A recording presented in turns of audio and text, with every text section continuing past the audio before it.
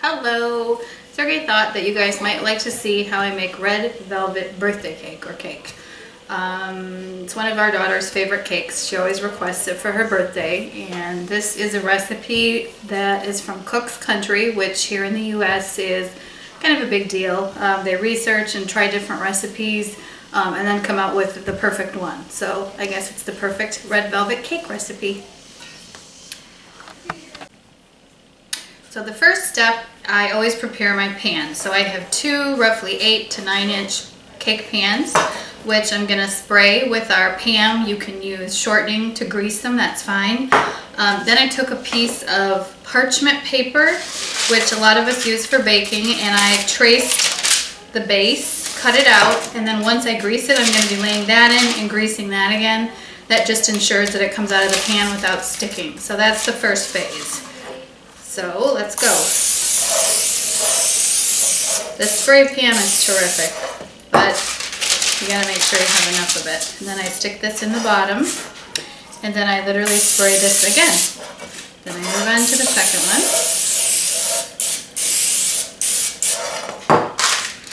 Stick your parchment in, and then just spray again.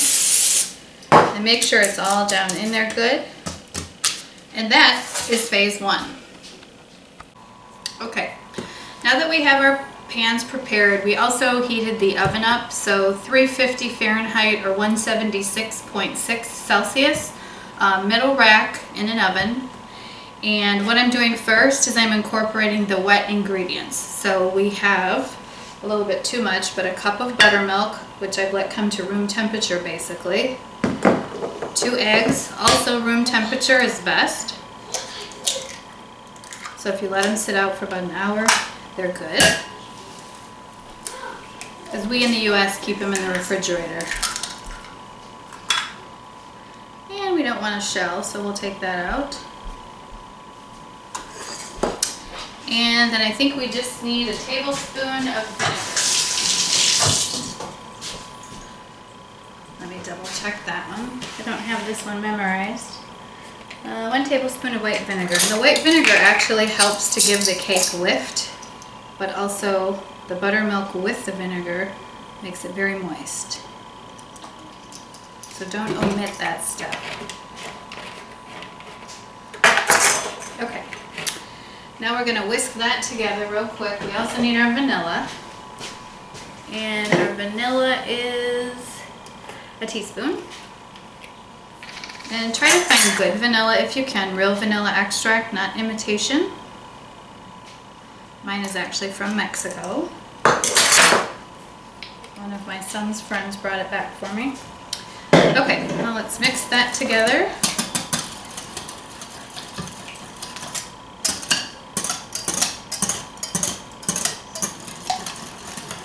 Once we get this incorporated, then we're going to move on to our dry ingredients. This is actually, once we cream the butter and sugar, we're going to be adding both the wet and then the dry kind of in alternate stages. So you have to have them both ready to go. So set that aside. Now we'll grab our bowl and we'll do the dry. So I need 2 1/4 cups of just all-purpose regular flour. I like to use unbleached. No real reason exactly, but... And I usually use a whisk, or you can sift the flour so that it's nice and light, because it likes to compact down, and then you're adding too much, which makes your cake more dense and a little bit dry. So, 2 1/4, and I just use my hand for leveling.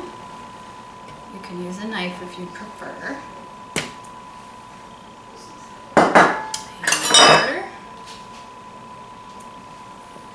There's our flour. Now we have baking soda. This is also going to give it lift. There is no baking powder in this recipe, just the baking soda, because the vinegar and buttermilk will do what the baking powder essentially does. So we need 1½ teaspoons. Again, just level it off. And I'm just guesstimating a half here. Then we need some salt, and we want just a pinch of salt. Okay, that's easy. Obviously, if you have a bigger pinch. And again, just mix these. I would use my whisk, but it's dirty, so okay. And we'll set those aside.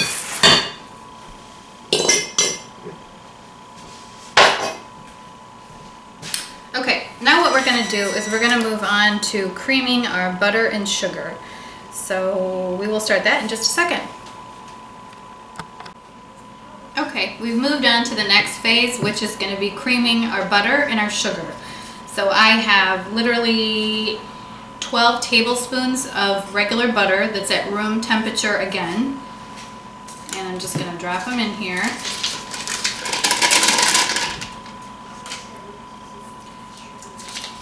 If you do not have a big stand mixer, you certainly could use a handheld mixer. A cup and a half of just regular white sugar.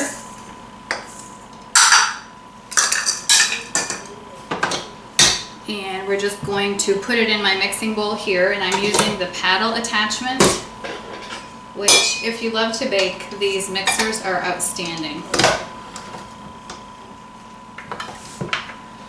And we're just going to let that go for a little bit.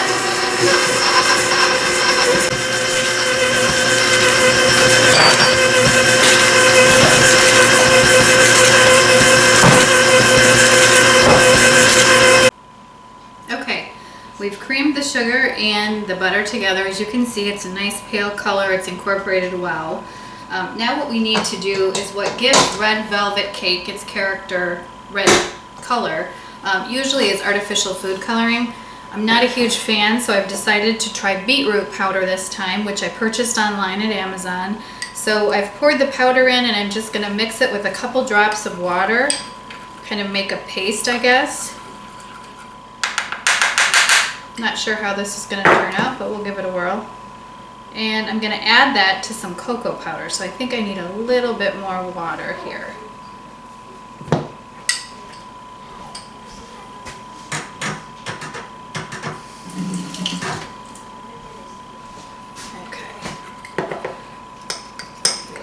Water.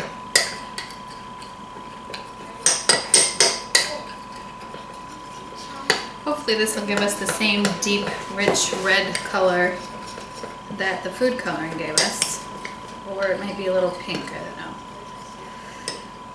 Now what we want to do is add 2 tablespoons of processed cocoa powder, which is unsweetened. Dutch is best, which I don't actually have, but I don't think you can really tell a big difference. And I've already forgotten if it's teaspoons or tablespoons. Tablespoons, yep. So 2 tablespoons of the dark cocoa powder, which gives it a little flavor too.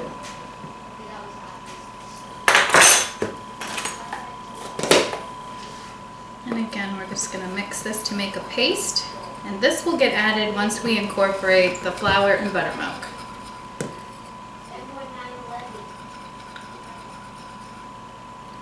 Just going to keep mixing here. This takes a few minutes.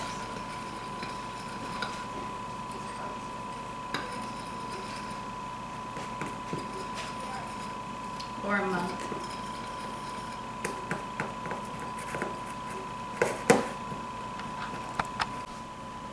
Okay, so after mixing my natural red beet powder, root powder, it's probably going to be more of a rust color than a bright red, so I say artificial is better for color, but we'll see what happens.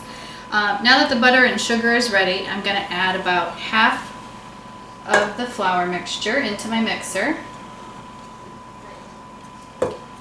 And then I'm just going to incorporate that slowly. Then I'm going to add some buttermilk. So we're just going to do this number until it's all ready to go.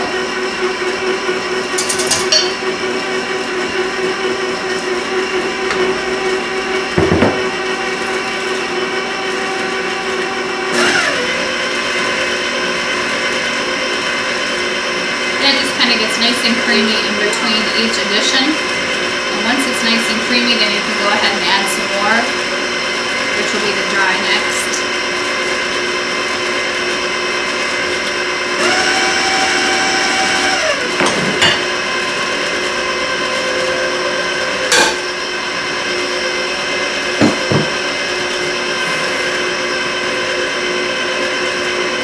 In just a minute or so, we'll add the rest of the buttermilk mixture.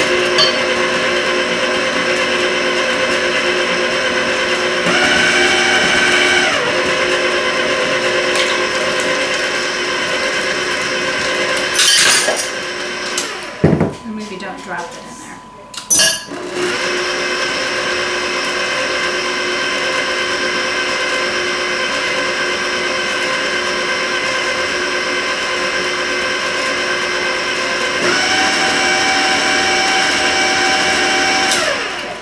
We're just going to scrape down the sides and the feeder real quick just to make sure we've got everything incorporated well. And if my face is on fire, it's because I wore a sweater and I'm sweating, so sorry.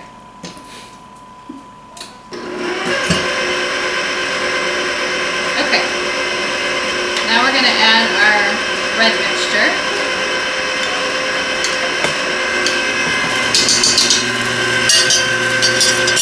Definitely more of a chocolate color than it is red, but we're going to do it anyway.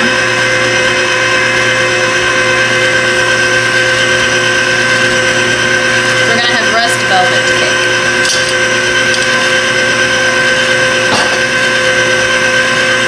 We'll let that mix for a minute.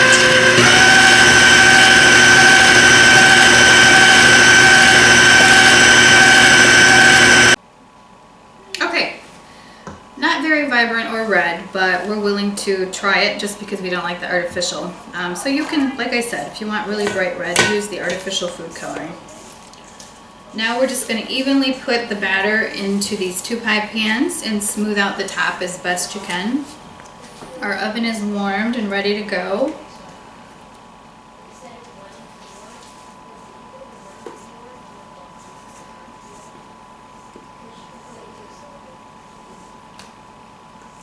And then we will make the cream cheese frosting, which is, of course, delicious.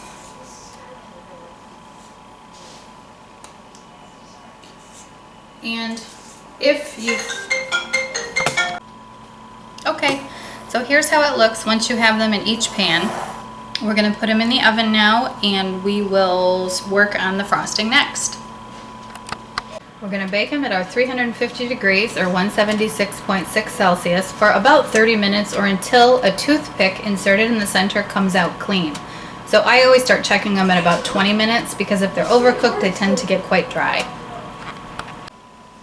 Okay, we are on to the cream cheese frosting, which is really what makes this cake taste amazing. So it is 16 tablespoons or 2 full sticks of unsalted butter. When I bake, it's always unsalted. And then I'll just add in salt when needed. So 2 of these. Again, down in your mixer or your hand mixer will work. And we're going to cream that with 4 cups of powdered sugar. I'm not sure that you have it. It's actually called confectioner's sugar. It's a very powdery consistency compared to regular sugar.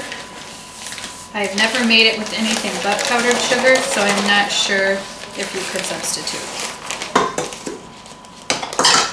1, this is a disaster.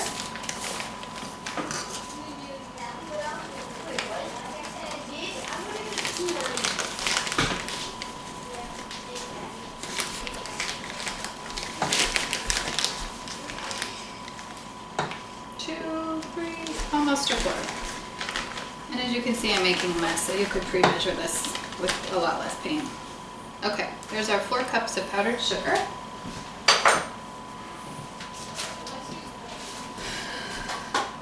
And we're going to cream those. Start out on low because of course that powdered sugar will get all over the place if you're not careful. I have a guard that's a little bit of help. Turn that on low. And this will take quite a bit of time, so we'll just let it go for a while until it's nice and creamy, and then I'll show you the rest. Okay, we have beat the powdered sugar and the butter until it's a nice fluffy consistency. I don't know if you can see that, it's nicely incorporated. I'm just gonna scrape down the sides of the mixer here, and then we're gonna start adding the cream cheese and other mixtures, other ingredients. So turn it on. And this is what we have. It's Philadelphia cream cheese. It's the larger block, so it's an 8-ounce block, and you need 2 of those. I cut them in 4 pieces. I turn this thing on pretty high, and I literally just take and add 1 piece at a time, and I'm just gonna use my fingers. Kind of once that one's incorporated, move on to the next one. And this again is at room temperature as well, so it gets nice and smooth. And I'll show you the mixture once it's finished.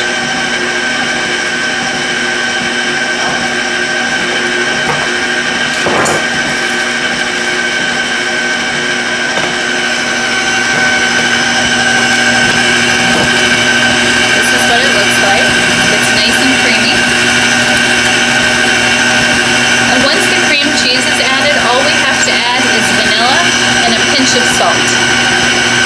And again, make sure your cream cheese is at room temperature, otherwise it won't work. And then leave it out at room temperature.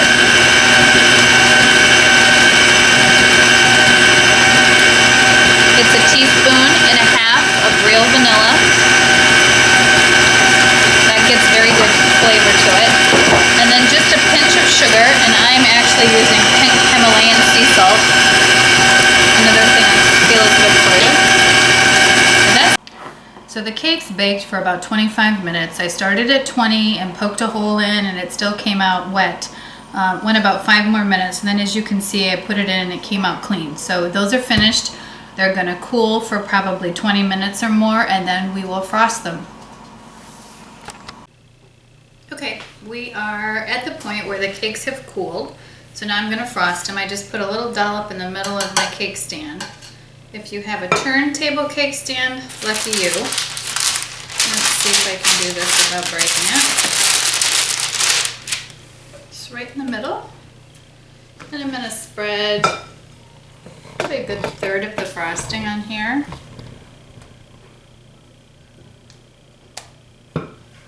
Take my offset spatula, which these are lovely. A bigger one's even better, but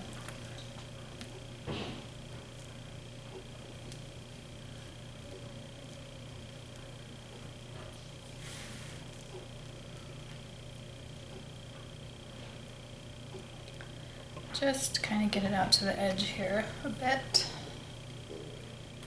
And turn it and make sure you're even with your amounts. And you can make the middle thicker, whatever you like.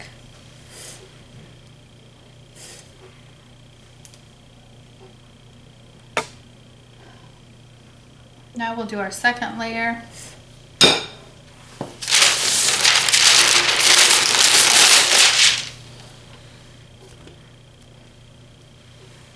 And then we go from there.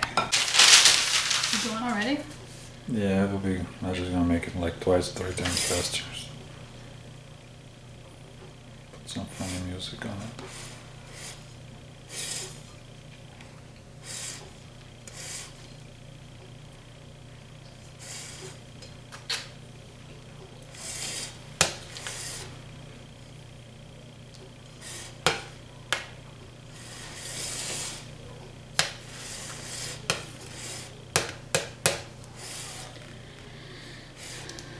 Looks good, I mean. I'm not very graceful at this, clearly. Well, don't hurry. Take your time. No. I'm hungry myself. Make a sandwich again.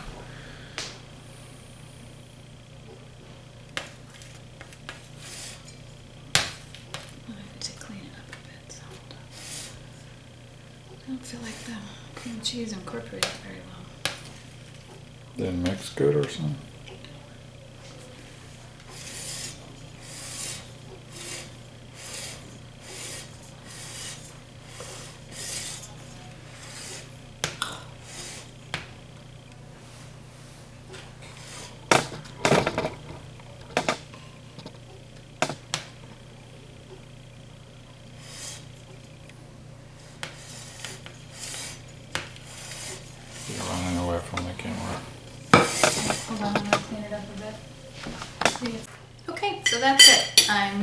best at frosting, so obviously you can probably do a better job yourself. So we're just going to cut into it. And like I said, if you use the artificial food coloring, it is actually very pretty. Nice deep dark red. This is more like a chocolate cake, but it looks good. It's moist. Now we're going to taste it. Definitely not pretty. Yep, very good. Wonderful flavor, really moist. Cream cheese frosting is perfect. Anyway, red velvet cake, only this is more like mocha velvet cake. Bye. Happy birthday, dear Sasha. Happy birthday to you. I get to make I wish.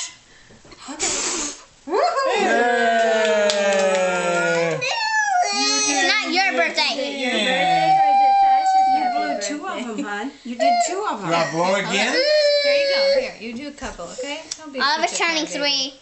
Very annoying. Okay, ready? Happy birthday to you. Yay! Good job. Finally, he's Change annoying. your poopsie. Then you can have cake, okay? My turn. I get the